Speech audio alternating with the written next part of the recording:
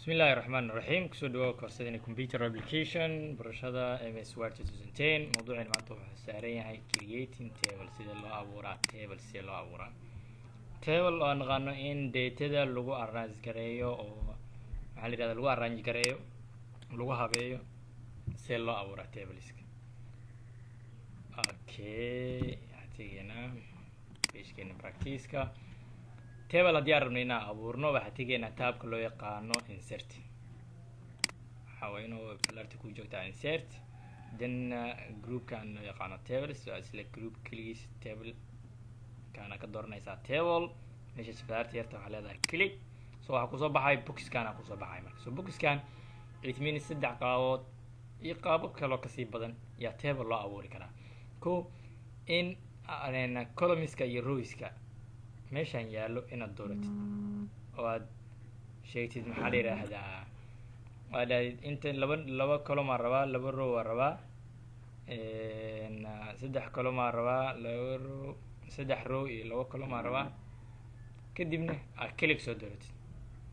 maxaa la yiraahdaa inta aad rabtid aad samaysid iyo inaad dhahdo insert table kan wuxuu kuu suurtagelinaa inaad dooratid number of columns inaad dooratid iyo number of rows adiga inaad dooratid maxaa la yiraahdaa kadibna aad samaysid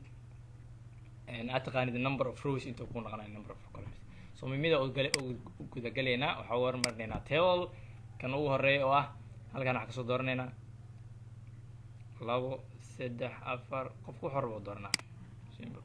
table soo kugu abriyaan table halkan waxaad ku qoranaysaa numberkii halkan waxaad ku qoranaysaa namekii ardayda halkan waxaad ku qoranaysaa tusaale ahaan oo maada hebel dhiganayay tusaale ahaan physics tusaale ahaan biology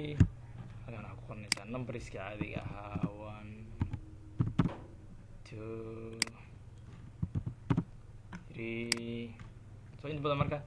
table waxa loo adeegsadaa data lagu arrange gareeyaa so qaabka loo habeena iyo waxaas dhan waxaa wada doonaa videos kale laakiin maanta waxaa waaye see loo abuuraa table habka koowaad waxaa waaye inaan tagno insert table soo doorano halkan iyo inaan dhahno insert table oo ah inaan dhahno number of rows oo columns oo tusaale waxaan u baahanaa anaga 8 column 6 column so baahidaada ku xiran tahay iyo 5 row oo kala u baahanaa kadib waxaa leedahay okay hal mar ku samaysaa marka meeqo 1 2 3 4 5 6 column iyo meeqo row 1 2 3 4 5 think rows iyo column in la yaqaano table wuxuu ka sameysmaa rows iyo column rows waxaa loo yaqaanaa qaybtan jiifto columns waxaa loo yaqaanaa qaybtan taagtaagan loo yaqaanaa columns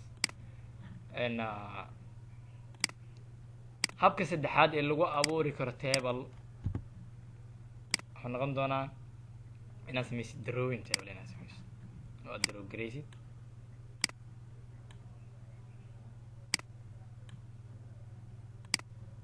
دارت إن تلتد الريسر كأسوق قاعد تدمج كقلضم إن تيجي كتير دروين كان هذا ودي بدن يعني